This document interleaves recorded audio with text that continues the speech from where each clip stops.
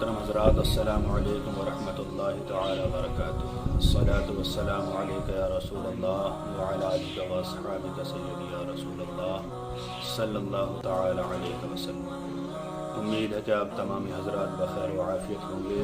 اللہ تعالیٰ اپنے حبیب کے صدقے میں ہر مسلمان کو خوشحالی عطا فرمائے۔ محترم حضرات، سائل نے ایک سوال کیا کہ حضرت بیڈ روم میں جس کمرے میں میاں بیوی رہتے ہیں اس کمرے میں قرآن کی آیت دیوار پہ چسپاں کرنا کیسا ہے؟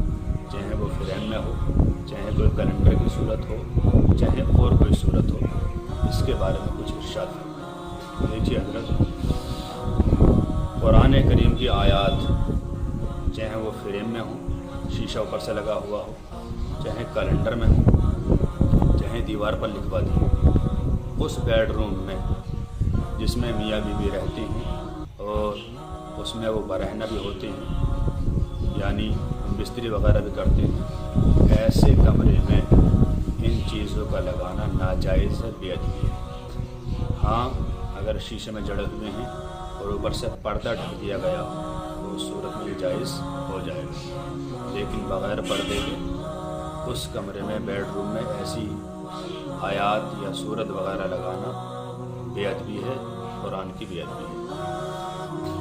حضور اعلیٰ حضرت فاضل بریلوی رحمۃ اللہ تعالی علیہ ارشاد فرماتے ہیں، جلد نمبر 23 صفحہ نمبر 404 فتاوی رضویہ شریف، فرماتے کہ جس کمرے میں قرآنی آیات لکھی ہوئی ہیں یا شیشے میں فٹ ہوں، فریم میں ہوں، اگرچہ وہ فریم شیشہ اسے حاجب نہیں ہے، چھپانے والا نہیں ہے، اس لیے ایسے کمرے میں میاں بیوی کا برہنہ ہونا اور بستری کرنا یہ جائز نہیں۔ چاہیے کہ اس پر کوئی کپڑا ڈھک دیں یا اسے وہاں سے ہٹا کر دوسرے کمرے میں لگا دیں، یا اور ایسی جگہ جہاں احتیاطاً وہاں کوئی حضرات برہنہ نہ ہو سکیں، ایسی جگہ لگا دیں۔ تو پتہ چلا کہ ایسے کمرے میں برہنہ ہونا اور ایسے کمرے میں یہ چیزیں لگانا بالکل ناجائز ہے۔